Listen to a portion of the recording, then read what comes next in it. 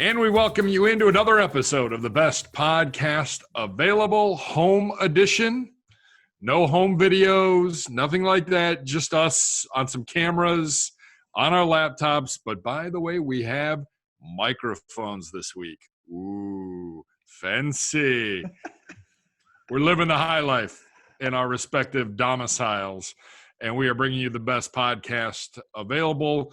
The last couple days of March, getting ready to head into April, and draft month officially upon us, guys. Andrew Gribble, Nathan Zegura join me. And starting this week and every week leading up to the draft, we'll give you our top 5 at each position. I've challenged the guys. I've challenged myself, frankly. It'll be interesting to see how this goes over the next 4 weeks, but top 5 at each position. This week, defensive tackle and running back. Guys, the news since we last spoke last week involves FaceTime.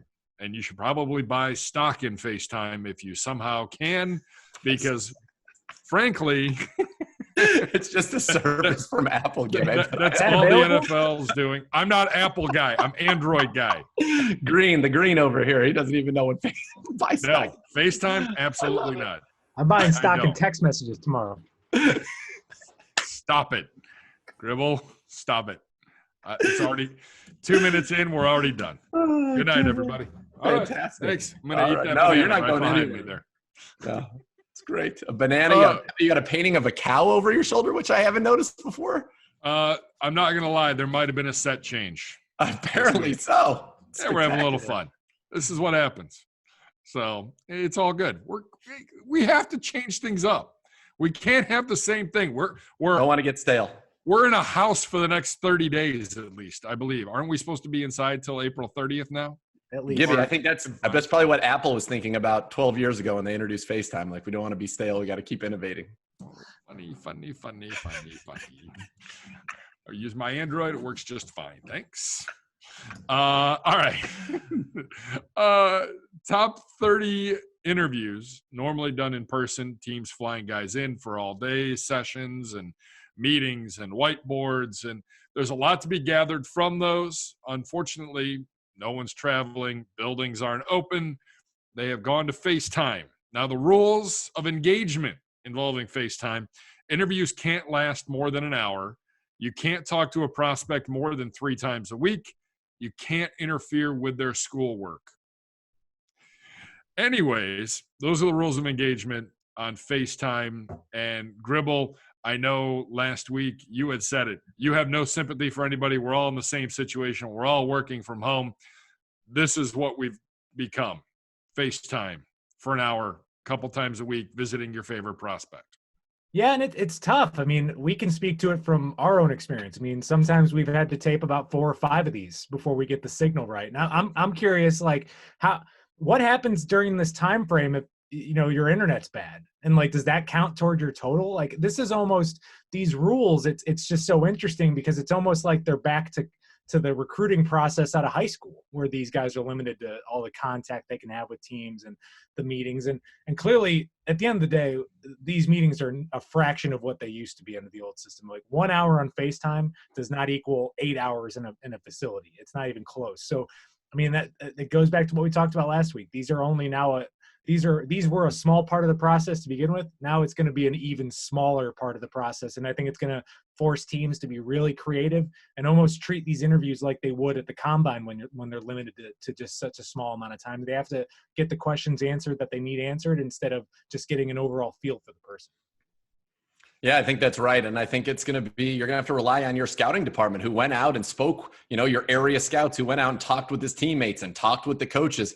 I'll tell you, I'm very happy that this isn't a year that the Browns are having to make a decision on a quarterback. So I think that's the position that you probably want to spend as much time with as possible. Get them on the whiteboard, watch the film, introduce them to your offense, see what their retention is. I mean, I know that was part of it in the past for the Browns. They'd give them some plays off the playbook and then have them, come back and see what their retention was of those plays and the checks, et cetera. So you're not going to be able to do that kind of stuff. You're going to have to focus in on what you want. I think it is a little bit of a hindrance to teams that, are looking for a quarterback, because you can't possibly be as thorough as you'd want with your hands on them. I think it's also this year a big advantage for the teams that were down at the Senior Bowl. I think you could be down Senior Bowl. You're going to have more information about those guys than anybody else because you actually got to talk with them, be in practice meetings with them, et cetera. I'm pretty sure it was at Detroit and Cincinnati. Are those the right two teams? As somebody wrote on Twitter, that's how the Detroit and Cincinnati dynasties are going to begin because of their Senior Bowl time with these prospects. But I've also seen it go the other way.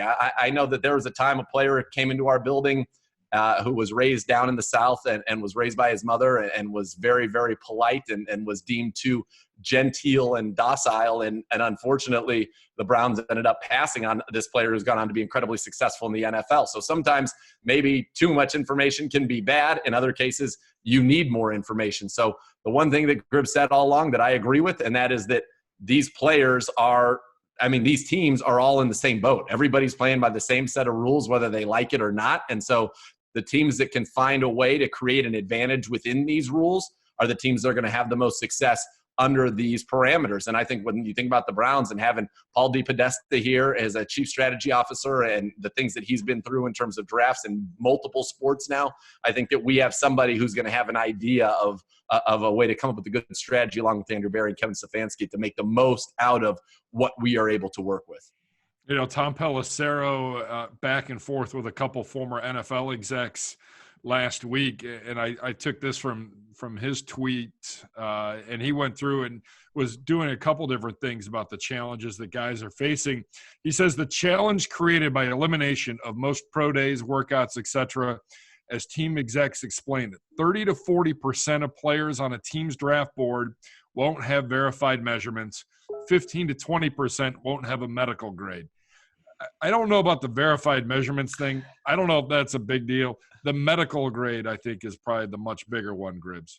Yeah, and it goes back to the whole discussion with Tua Tagovailoa. I mean, there's some he's the big one where that the draft is going to start where he gets selected, but it could go down to anything that a lot of these injuries that haven't even been reported, stuff that you followed up at the combine that thought might need a cleanup or you might need to see it a couple months later. You're not going to get that. So you're basing a lot of this off projections and just honestly a lot of hope. I mean, you're just going to hope these things get better, or it's just going to be a quick way to eliminate the person. You might just be like, well, no medical, we can't do it. I mean, because especially with a higher pick in the draft, you don't want to draft a player with a medical question mark that you can't check and use a first-round pick on them. I mean, that's just going to be a very difficult thing to get your head around. So when it comes to the Browns, I don't think there's been many of the guys linked to the Browns with reported injuries. I could be wrong. There could be issues that we don't know about, but at least for the Browns, it doesn't seem like they're in the mix for any of these guys, at least in the first round, where there might be a question mark or two. Yeah, and every year in the draft, we see guys who go in that are supposed to be first or second rounders, and all of a sudden they're there on the fourth round, fifth round, and then it comes out, oh, well, the team's identified this, that in their personal checks with the players. And so you wonder if some of those guys are going to slip through the cracks. Will the teams not have identified some of these issues and they'll be drafted where they probably would have been otherwise? Or are guys who are questionable and you just don't know, do you say, hey, I just can't take that risk? And I think that'll be a very interesting calculus, because if you take a step back for a second, you say to yourself, okay, the success rate of a fourth round pick or a fifth round pick is pretty low to begin with. So if I think this guy's 100% a good player, but I don't know about his medical, am I willing to take a 50-50 chance that he is going to be okay? And I think that's going to be stunning. I think for Tua, it's huge. I mean, if Tua was able to be 100% healthy, I don't think that the Bengals would be off of Burrow, but I think it would be much more of a discussion about Burrow versus Tua for the top quarterback in this draft than it is right now. And you have to wonder if a team at the end of the day says, the Miami Dolphins say, you know what, we really like Justin Herbert. We're going to take him because we know he's fine, and we just don't know about Tua. So that is going to be fascinating to see how this all plays out. And I do feel very badly, honestly, for the kids that maybe have something that's a little questionable, that's going to cost them a lot of status on draft day. Yeah, there's a big difference between going in the third round and the sixth round. I mean, that's where it could hurt some guys. I mean, when you're a sixth rounder, you're fighting for your roster spot the moment you get to camp. So those are the players that probably could have the biggest effect on. I still lean towards someone's going to take a chance on Tua, whether it's with the fifth pick, sixth pick, something like that. It's just too much talent and too much of an opportunity to get a number one caliber quarterback. All right. So as I mentioned, every Tuesday we will come out with two position groups couple of weeks, we'll actually have 3 position groups. We'll lump it all in so that way we can get everybody done and everybody in prior to the NFL draft starting on April 23rd. Running backs, defensive tackles, guys. That was my challenge to you, to come up with your top 5. And we'll go from number 5 to number 1. On the running back side, let's start there. Mr. Gribble, your 5th best running back here in the 2020 NFL Draft. I went with Cam Akers, who was just a bell cow running back for Florida State, and I like the history that goes along with that program when it comes to running backs. You got Warwick Dunn, Dalvin Cook. I know that's the opposite of the analysis you should be providing for players and their pedigree, but I just think he's one of those guys that it could be a plug and play kind of guy with 1,144 yards, 14 touchdowns last year. Not on the best Florida State team. He also had 30 receptions though, and that impresses me at the collegiate level because it's pretty hard in a lot of these offenses to get that many receptions as a running back because they just don't throw the ball to running backs in college like they do in the NFL. Zegura, who did you have at number 5? I went with Clyde Edwards-Helaire out of LSU, 5'7". That concerns me a little bit. 5'7", 207. No question the guy can run the football. Ran for over 1,400 yards, 16 touchdowns a year ago. Piggybacking off of what Bucky Brooks said about him is that, maybe there are questions about his top end speed, but a guy who can run it. He's well-rounded. He caught 55 balls a year ago as well for LSU. So could be a 3-down back. And I think a very, very quality player. And I think this running back class, these top 5, all the names we're going to say here, are all really, really good. And it's another reason why you don't see running backs getting paid a lot because you use them, you chew them up, and then every year there seems to be a talented crop coming into the draft. And I think this year is no exception. Teams that are picking running backs in the 2nd round, because it doesn't seem like there's a Zeke or a Saquon Barkley or a Nick Chubb in this class, but you're going to get a lot of good value, I think, in the 2nd and 3rd rounds. And you think about some of the better running backs in the league recently. Dalvin Cook, for example, is a 2nd round pick. There are plenty of guys in that 2nd, 3rd round range. Clint Portis, LaShawn McCoy going back a few years, but they turn into be very, very talented players. I thought about going Akers at number 5. I just think that he's got to land with the right team and the right coach. So I went with Zach Moss from Utah. Who a lot of people have number 6 or number 7 in their rankings, depending on who you talk to. But I like Moss. I think Moss is a good player.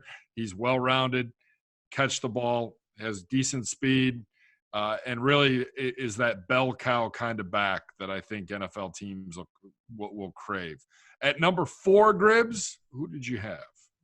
I went with Jonathan Taylor out of Wisconsin, and in a lot of rankings, including CBS Sports, he is the number 1 guy. He's really good. I mean, he ran for 2,000 yards. That's not too bad last year, but 21 touchdowns. The reason why I have him lower, though, than some of these other running backs is I'm looking at pitch count, and his amount of carries over the last 3 years, it worries me. I mean, he had 320 carries last year, 307 carries in 2018, and 299 in 2017. He's really good. He might be the best running back in this draft. I worry about that usage rate.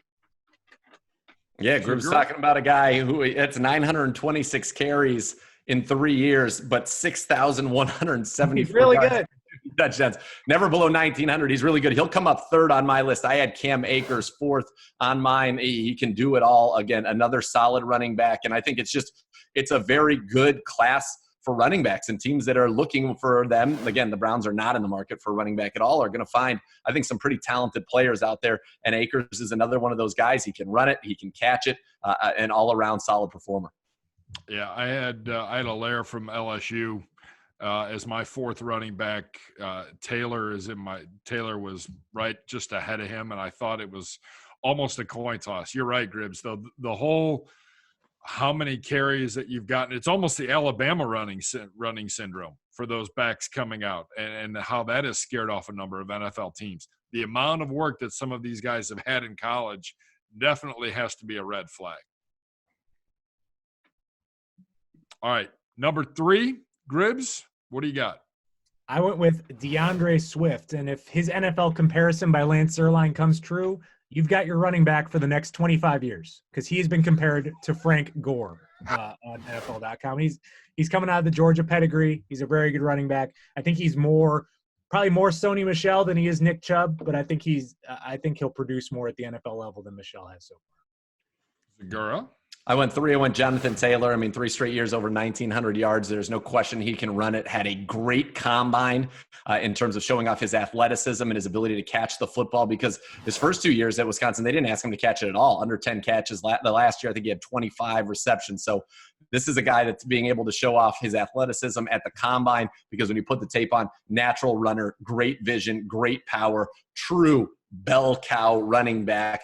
You make a point, though. I remember, I want to say the guy's name was Kevin Smith, who played for the Lions for a year or two and had one really good year in the NFL, but had come out of college and he had the most carries in all of college for, I think, 3 straight years prior to that, probably a lot like Taylor. Taylor, obviously a much higher pedigree than him, but you do wonder about that because there's only so much tread on the tires. But I think you're going to get a guy in here. And I would love to pair him with somebody that is a true kind of pass-catching scat back. For example, had the Bears not made an investment in David Montgomery a year ago, I think he would be great in Chicago. And then you pair him with Tariq Cohen, and you kind of have that, all the skill sets combined into one guy. And I think Jonathan Taylor's going to be an excellent pro.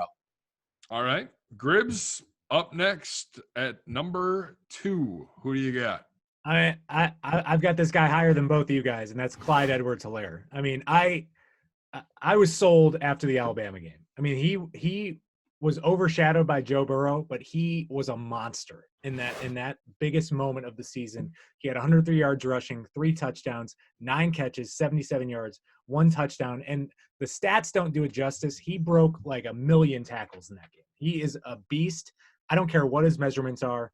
It probably reminds me a little bit of size-wise of Austin Eckler, and who just got a big extension with the Chargers. This guy's a gamer, and I remember watching that game, and I said, get this guy on my team, and I would be very in favor of that kind of player wherever he goes. I think he'll have a lot of success. Zegura?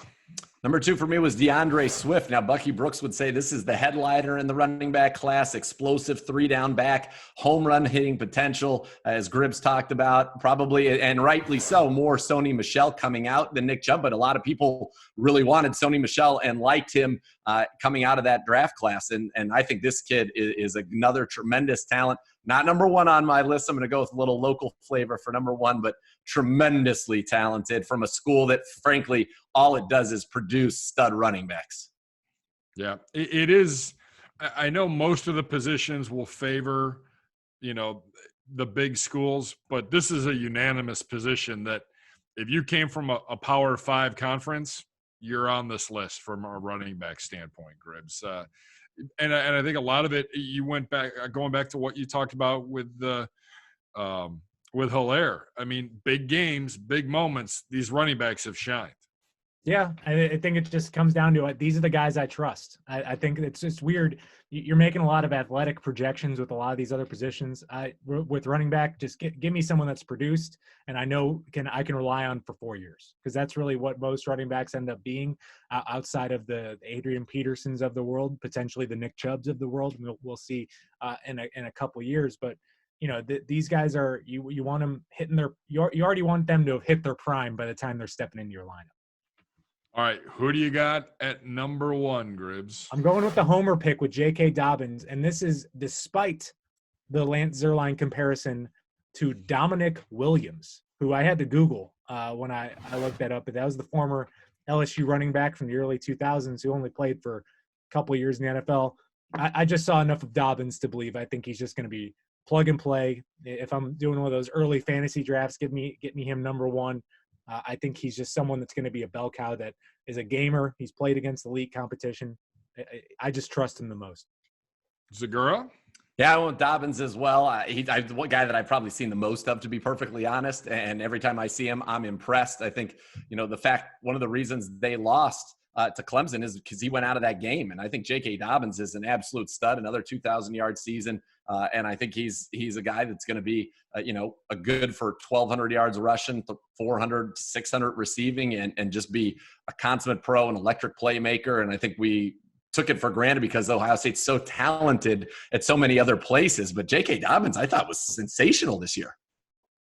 Yeah, I don't – every time people would compare, well, who's the better running back in the Big Ten, Taylor or Dobbins, which one is which – I just look and I go, J.K. Dobbins, every time Ohio State needed him, stepped up and Was performed there. and over-delivered. And I didn't see it. Taking nothing away from Taylor and his performance in his college career. It's one of the best college careers maybe in the history of college football. But J.K. Dobbins and what he did when he was called upon in the biggest of big games, it can't be overlooked. And I'm sorry, he's the best running back coming out in college football. People can say DeAndre Swift's going to be the first back off the board. The team that does that's making a mistake. They should be taking J.K. Dobbins. Wow, Gibby. There's your hot take. I love it. Listen, the guy is an incredibly talented player. I mean, I don't think there's any doubt about it. I just trust it. Zeke gave me the permanent trust on Ohio State running backs. All right, that's a look at our top 5 running backs. Time now to move on to defensive tackles, position that the Browns might address later in the draft, but I think we can all agree Zegura probably not going to be on the first 2 days of this draft. No, now that you've brought Andrew Billings into the mix, you're probably not going to go for a defensive tackle early, maybe one later in the draft, but you probably feel pretty good about your defensive tackle room now with Sheldon Richardson, Larry Ogunjobi, Andrew Billings, and then you've got some guys who were around last year, some who played and can certainly help this team, developmental guys, and see if somebody emerges there. But I think you feel a lot better about your defensive tackle room than you do probably your defensive end room, I would say, overall at this point. So we'll see how that all shakes out. But, yeah, I don't expect the Browns to be active at this position early in this draft. All right, Gribbs, what do you got at number 5? Number 5. All right, Gibbs, you forced me to do a lot of homework for this podcast. Yeah, and it was on short notice. I have a schedule for the rest of it. I'm not exactly breaking down D-tackle film in my off time here. So my number 5 choice was Neville Gallimore out of Oklahoma. He's a Canadian, a former top Canadian recruit in 2015. And I like him because I think he's had to make some adjustments to the American game and has taken some time to develop. But I think he's one of those where he's just starting to scratch the surface. He's already been a good, solid player for Oklahoma. I think he is a good option as the number 5 D-tackle. That's pretty detailed, Gribbs. Good job by you. Yeah. That might be better than anybody else is going to do on this. Zegura, not shortchanging you, but I am. No, I appreciate it. I went with Raekwon Davis from Alabama as my number 5 defensive tackle. Charlie Casserly in his mock actually had Davis going to the 49ers, pick number 31 in the draft as a replacement for DeForest Buckner. And now I went in and he's 6'6", 311 pounds. That had a monster season in 2017, but kind of tailed off a little bit over the last 2 years. I think coming after 2017, people would have been talking about him like they are with Brown and Kinlaw in this class, but still a big guy. He can get to the quarterback and be disruptive at the point of attack. And guess what? Lance Zierlein's player comp for him, DeForest Buckner. So wouldn't it be interesting if the Niners were able to make that trade, grab a receiver at 13, and then snag Raekwon Davis late in the first round to replace literally DeForest Buckner with a DeForest Buckner comp? Not too shabby is what I would say. Justin Matabuke. Yeah, Gibby. We'll see if that's right or not. I sounded confident in it. Texas A&M defensive tackle, a kid that's played in a lot of big games, multi-talented. Talented. He's fast. He can get to the quarterback. Very good tackler per Todd McShay. No, Mel Kiper. Sorry. I got my things all messed up. Mel Kiper has him as a good tackler. Outstanding tackler. So that's where we're at. Number 5, Justin Matabuke from Texas A&M. Zegura, we'll flip it up. Who do you got at number 4, Zegura? I had who Gribbs had at number 5, Neville Gallimore out of Oklahoma, a Canadian, as he noted, who really flashes. And I think that's what scouts are going to be intrigued by with him. He has a lot of real good flashes on tape, not a lot of consistency. So never made it to the point where he was considered one of the most dominant guys in a conference where they don't play a ton of defense, but has unbelievable athleticism, and he's a motor guy. Yeah, his motor never turns off, but flashes that he needs to make more consistent at the next level. And if he does that, has an opportunity, I think, to be a pretty solid player and disruptor from the interior defensive line. Gribble, who did you have at number 4? I've got defensive tackle Ross Blacklock out of TCU. He's projected as a late first rounder in a lot of these mock drafts. And the interesting about him, there's 2 things. One, he had an Achilles injury that really kept him off the field for a year. He dropped a lot of weight doing that, and it apparently helped his game. And he had a big season last year with 40 tackles, 9 for loss, 3.5 sacks. So he's very good. Also, his father, Jimmy, toured with the Harlem Globetrotters. Yes. Yeah, that's some good genes right there. Yes. Maybe a member of the Washington Generals if the NFL doesn't play out.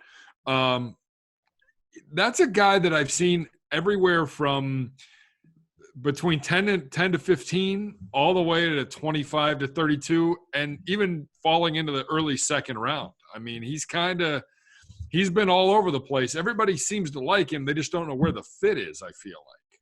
Yeah. Yeah, he's a guy, though, it does seem like he's going to go in the first round. I think it's rare that you see a mock where he doesn't get taken in the 20s by somebody and a talented player, and we'll just roll right into it. He's the number 3 on my list, is Ross, and I think, he's athletic. They say, he's 291 pounds, so he's not one of the huge guys, but he's athletic and get to the quarterback. First team all Big 12 last year. And so this is one I've seen Minnesota linked to him a lot. I've seen Tennessee linked to him quite a bit. But again, another one of these defensive tackles. But based on the consensus of things I'm seeing, numbers 1 and 2 are in a different stratosphere than numbers 3, 4, 5, 6, and so on in this class when it comes to the interior defensive line.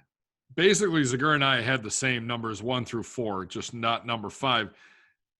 Gribble at number 3, the one name that no one else had. Please elaborate. Yeah, I've got Marlon Davidson because he won me over at the Combine with his podium session, which was just incredible, first off. But I think, secondly, he's someone that's not getting enough credit because he played next to Derek Brown at Auburn. And I think that he's getting maybe overlooked, and he wasn't able to produce on the same level because of that. Here's a stat I liked about him. He blocked 3 kicks in a single season, which I very much enjoy out of my defensive tackles. But this guy would produce all 4 years at Auburn. He's just a very solid defensive tackle. And I think there was a reason that they entered the season with one of the best defensive lines, if not the best defensive line in college football. He was a big reason for it. And I think that playing next to a Derek Brown has maybe taken some of the shine off him. And I think he's just a very good player. Yeah, I agree. And I think we're all in agreement. Number 1 is Derek Brown out of Auburn. Number 2, Javon Kinlaw from South Carolina. And can you make an argument, Gribble, I'll start with you. Could you make an argument to take Kinlaw ahead of Derek Brown at all? Because we're starting to see a couple mocks, and obviously we're now officially in silly season. But is there a case or a scenario you can see that happening? I don't see a scenario at number 10 where both are available. I just think that one is going to be gone by the time you pick it at number 10. And I have a hard time even making an argument that you take one of those guys over an offensive tackle.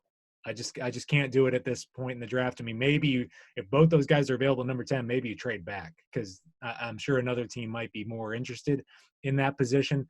It would just – I would think that there'd be a couple more moves coming if you draft a defensive tackle at number 10. Yeah, I would agree with that. And look, these two guys are both awesome. Derek Brown is a stud. Lance Zierlein said this guy's got all pro potential, should be a dominant starter right away year 1. And with Kinlaw, 6'5", 320, but incredibly athletic, and teams looking for the next Chris Jones. That's what Bucky Brooks said. We'll take a hard, long look at Kinlaw. But Brown is considered to be the most dominant of the two. Kinlaw, first team All-American this last year, first team All-SEC at South Carolina. These two guys, as I was saying, it's those two, and then everybody else is competing to be 3, 4, 5. But those two are, I think, ironclad to be the first 2 defensive tackles off the board in this draft. And look, you'd love to see both of them go before the Browns. I mean, Carolina, come on down, go ahead, take one if you'd like, and maybe even Jacksonville, as they've had a lot of transition along their defensive line with Calais Campbell leaving town. But the comps for these guys, Michael Brockers, who's been tremendous in his career. There's just these are good football players and at a safe position. And what separates them, and the reason you're going to see both of these guys potentially go in the top 15 is they're not 2-down run-stopping defensive tackles. These are guys that can be disruptive, that can get to the quarterback, that can create pressure, and that's how the shortest way to collapse the pocket now, especially in a lot of this quick passing game that we're seeing, is right up the middle. That's why Aaron Donald is so valuable and down. That's why Chris Jones was so dominant. Remember, you go back to the Super Bowl, I think one of the pivotal plays in the Super Bowl wasn't a sack, but Chris Jones got pushed, got his hand up, and knocked down a pass that would have been an easy completion on that drive for the Niners. It probably would have had that become a first down ice the game for them. And so those are the kind of playmakers you're looking for a lot in the NFL. This isn't – in fact, it's rare to say, but it certainly seems, Gribbs, that you're going to see a defensive tackle come off the board before an edge rusher in this draft, which is not something that happens very often. Well, what about Chase Young? Oh, Chase Young, that's right. After Chase Young, you're right. After Chase Young. No, there's a big gap. Yeah. There's a huge That's gap. why it's Chase Young and everyone else, but it's just, I mean, that's why we were talking with our mocks for the Browns. You got to find an edge rusher in the second round because I think there's going to be maybe a 25 pick gap between edge rushers in this draft. And that's why it's just a weird year. It's an off year. I feel like we're just a year removed from there being a lot of them. It just goes in waves. It's just weird how this happens, but everyone's always trying to look for the next Aaron Donald or the next Myles Garrett, and it looks like this year everyone's looking for the next Joe Thomas. Well said. Look at that. Bring it back to the king of the sous vide. Yeah. All right, those are our top 5 at running back, top 5 at defensive tackle. Before we get out of here on a Tuesday, glad you're with us, the final day of March of 2020. We hope you are staying home, staying safe, adhering to the policies, staying 6 feet away from people, all that. Social distancing, trying to hit some golf balls in your backyard maybe playing golf by yourself in a golf cart. I don't really know. I got to say, today is the first day I have not even gone outside. This is I have sheltered in place today. A full sheltering. I have not even taken a breath outside of my house. Well, it sucks outside, so you're fine. Yeah. You have not missed anything today. Yeah, it's pretty brutal. All right, I have 2 mocks that I wanted to get to you both and get your thoughts on. And the first one is from friend of the pod, Ryan Wilson from CBS Sports, who's got a mock out today. And it's a 3-round mock, and he's got the Browns wheeling and dealing, and he's got the Browns trading up to pick number 32, giving up number 41 and pick number 97 to move up from 41 to 32. So his 2 picks, speaking of defensive tackles, he has us taking Javon Kinlaw at number 10, and he has us taking Ezra Cleveland at tackle at pick number 32. Gribbs, at first sight of this, your first thoughts?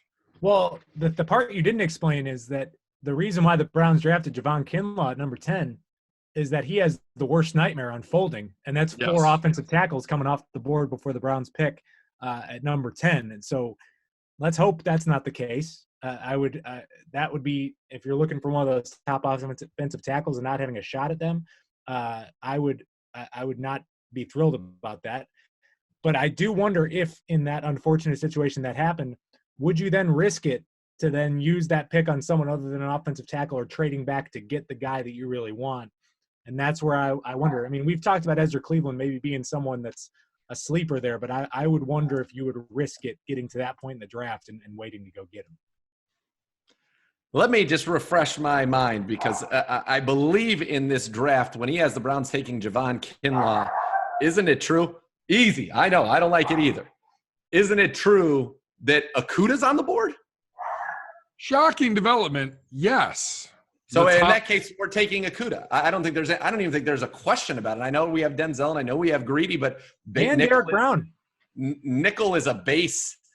That's a base defense in the NFL. You're going to have 3 guys on the field, and I think you would take – and I think Okudah is considered to be one of the best corner prospects in a long time. So I don't think it's either a no-brainer to me that at 10 you would take Okudah, or you would go ahead and put Okudah basically on the trade block and see what you could get to move down. Yes. And then coming back up to get Ezra Cleveland, that makes a ton of sense because you missed out on, the top guys, although I consider Josh Jones, and a lot of people think Josh Jones is a great fit for the Browns out of Houston.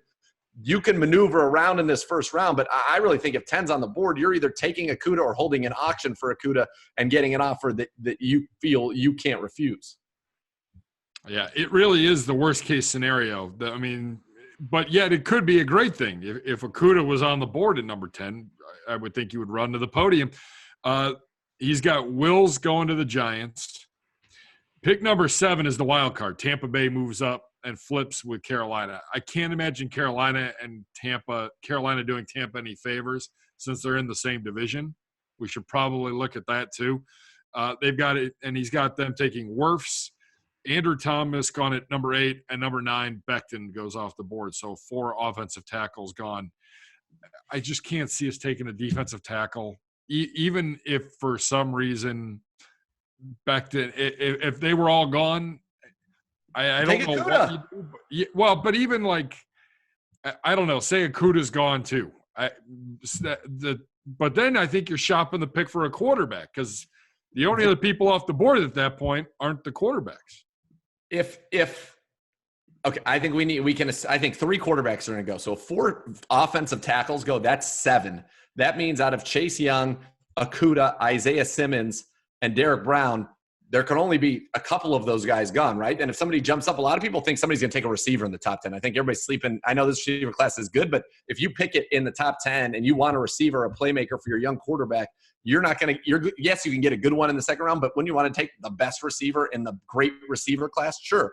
So I think that if 4 tackles go, it's going to set up pretty well for the Browns in the fact that somebody very, very good on the board is going to come to them. But I really don't think this is going to happen. I don't envision this happening at all.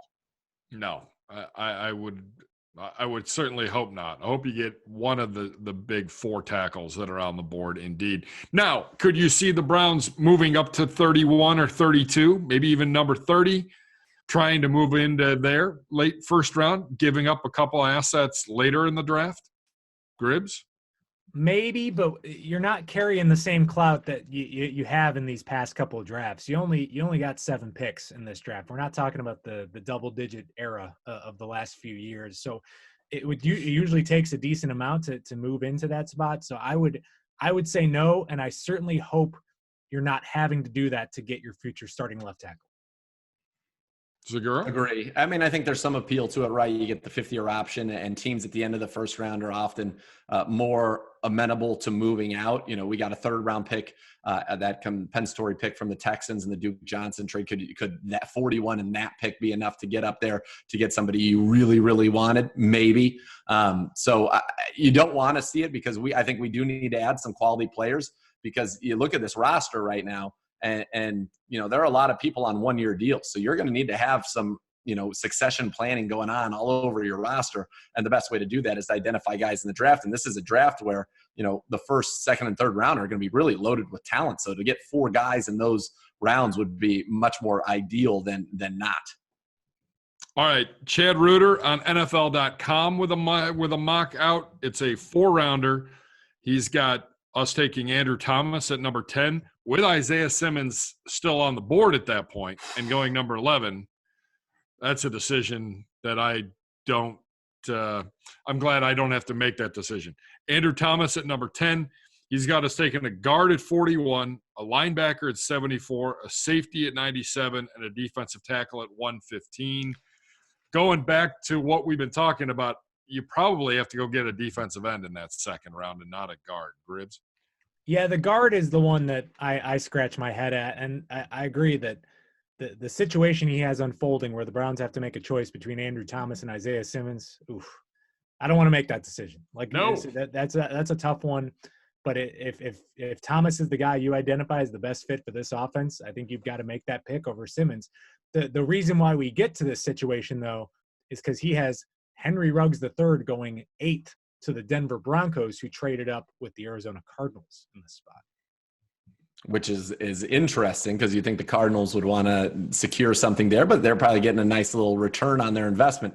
Now, in this draft, though, if you would tell me, okay, we don't get the trade out of our picks, according to this particular draft, we could take a Simmons at 10 and still get Ezra Cleveland at 41. Sign me up for that. I'll take that all day long. Sign me up right now. I think Isaiah Simmons is just that dominant of a player.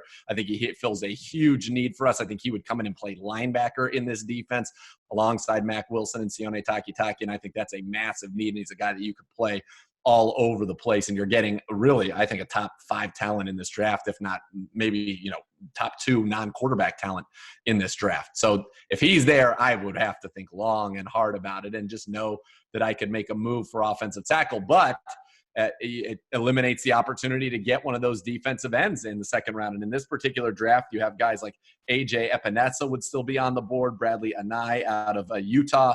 So there are still good players. My guy, Yeturgos Matos, is already gone. Your guy that you had going to the Browns in your most recent mock, Terrell Lewis, goes the pick before pick 40. But if Isaiah Simmons is there, I think you've got to pull the trigger on him, and there will still be some good tackles available to you. And in this case, you would have ended up with Ezra Cleveland, which I know people are pretty high on as well. I can't imagine some Browns fans would be happy about taking the LSU guard over the LSU cornerback Christian Fulton and LSU safety Grant Delpit, who would still available at that spot.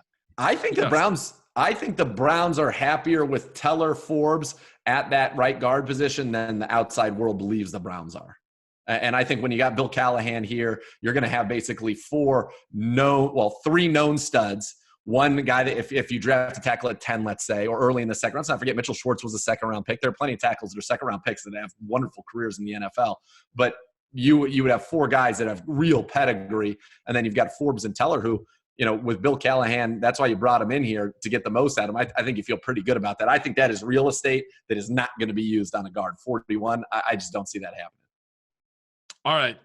Just a couple of silly mocks. Silly season officially here on this last day of March. And we are about 24 days away from the 2020 NFL Draft. Before I let you both go, from former front office exec Michael Lombardi throughout the NFL, we kind of know him a little bit. Would you rather have Jared Goff at $35 million for 5 more years, Cam Newton on a 1-year deal, or Jameis Winston on a look-and-see deal? Zegura, I want you to go first because I'm hoping Gribble just nukes you in half. It's an easy answer for me right now because you're talking about the finances associated with it as a part of it. And if I'm with my franchise, to me the answers are either Goff or Jameis Winston. I think Cam Newton, you'd have to have a Super Bowl ready roster. Like if I was the Bears, I would say Cam Newton, but I'm going to take it and I'm not the Bears. I think Jameis is crazy talented. I knew he'd throw a lot of picks. We had somebody on Browns Daily yesterday who was talking about Luke Easterling talking about Jameis and the respect he had in that locker room.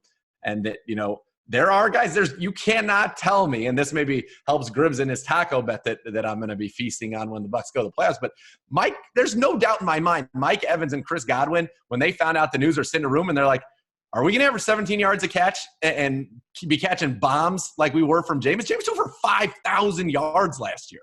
5,000 yards. He's a talented player. I think he's more talented than Jared Goff. So to me, that's the decision. I'll roll the dice on Jameis Winston. Gribble. I'm not rolling the dice on Jameis Winston. I'm in a weird spot where I'm probably rolling with Cam on this 1-year deal because I think people forget how insanely talented he is. And I'm going to put faith in the fact that he is recovered. I also think he brings more value to your locker room and your franchise. If you're the LA Chargers, Cam Newton means a lot more to you and what you're trying to do as a business than some of these other quarterbacks.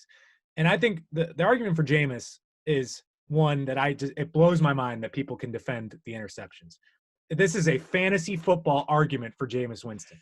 He made everyone happy from fantasy football, and it skews their perception on what he does. I mean, think of the season the Browns went through with DeShone Kizer and the amount of interceptions he threw and how many terrible positions that puts your team in and how hard it is to win games when that happens. Jameis threw more interceptions than that. And I think that it made their defense look way worse on the paper than it should have been. They were put in impossible situations. I just think, and I'm going from a coach perspective, I just think a coach cannot wrap their head around a guy throwing that many interceptions. I just think they can't confidently put them out there. Just a little bit for the sake of for his career, he still has a 3-2 touchdown to interception ratio. So last year was obviously all-time bad, 30. In the prior 2 seasons combined, he threw 25 total. So I think that was a little bit of an anomaly. His ability to throw the ball down the yard, 8 yards per attempt, all of that high completion percentage, that's not an anomaly. And there's a reason this guy coming out was certainly more highly regarded than Goff. He had interception problems at Florida State too. He did. He has turnover problem. There's no question about that. There's no doubt. Cam Newton, I think you'd have to have a specific system and operation that was built for what his strengths are, because you're not going to be able to run, if you're trying to run a drop back passing game or a pinpoint accuracy, a precision passing game, you're not going to be able to run that with Cam Newton. Now, you should be able to build your offense to him because he's insanely talented. But that's why, for me, if I'm the Bears, that's why I don't understand this. I don't understand what some teams are doing. If I'm the Bears or I'm the Chargers, I want Cam Newton because I think I can win a Super Bowl. And I'll say this. I don't get it. I threw Jameis under the bus there. In this hypothetical, I'm ranking him number 2. I'm not taking on that Goff contract unless I'm getting Sean McVay. No. I'm going to say this. I've said it before. I'm going to say it again, and I have no problem saying it. If I'm the Miami Dolphins this year, okay, I'm signing Jameis, and I'm going to get Isaiah Simmons or Okudah at 5, a superstar. I'm going to get a stud wide receiver in this draft for him to go along with Devontae Parker, and I'm going to get a stud offensive lineman. So I'm going to get one of the top defensive players in this draft, a very good offensive tackle, and a stud wide receiver, because that's where this draft has depth for me. And throw Jameis out there, and let's see what we can do. And I have a feeling he goes back to Florida. Maybe he resurrects his career, but you can't. I think he's every bit as same level of a gamble right now as Tua, when I don't know exactly how healthy Tua is, nor do I know if Tua can withstand the rigors of the NFL. And if he's good, here we go. Guy's 26 years old, and I think he's being written off. It's mind-boggling to me with some of the people that they're rolling out there. And if he's not, then we can go ahead and get him out of there, sit him down, and let's go ahead. And here comes Trevor Lawrence down the pike. Let's go. You'll win a fantasy title, and you'll go 6-10. Woo! I think with that team, with the way Flores coaches and with that defense, I don't think you will go. I don't think you have to go 6-10. If he goes out there and throws 30 touchdowns and 15 interceptions, you're going to do a heck of a lot better than 6-10. And with that team, with Parker, we're going to add CD Lamb to that mix, and then we're going to add. You've got Gesicki, the tight end. You bring in another good tackle. You've got a pretty good makings of defense because you got Simmons or Okudah running around now on your defense side of the ball. That division's ripe for the taking. I feel like you can go in there and say, oh, Jared Stidham, how you doing? Josh Allen, how you doing? Sam Darnold, how you doing? We can compete with that. We can win this division if we're the Miami Dolphins now. I've said a lot of negative things about Jameis. I do think he should be a starting quarterback in the NFL. Him and Cam should be starting games this year. 100%. Yeah, no doubt. All right, I've done my due diligence. I've thrown a little gas on a little fire. I have a question, though. What is the name of the pig in this painting? Now, I didn't even realize. I saw the cow earlier, and now I see it's a half of a pig face. Have you named these animals? What's the deal? Absolutely not. That's my wife's job. That is not mine. She is the interior decorator. It's a nice motif. It is a nice motif. It looks is great. It frames your head perfectly. They're both kind of like looking at you. It's wonderful. I'm not going to lie. When I said my wife literally sat here and built this set, and she's like, next week, we're going to build another one. And she was like, make sure you got one of these. Oh, yeah. But I have one of those. Absolutely. Spectacular. All right. That's going to wrap up this week's edition of the BPA for a Tuesday. We're back with you on Thursday. Gribbs and I are as we get closer to the 2020 NFL Draft. Special thanks to Nathan Zegura for his time. Thanks to Jeff McDaniel. Thanks to Paul Taylor. Thanks to you for watching. Thanks to you for listening. For Andrew Gribble, I'm Jason Gibbs. This has been the best podcast available.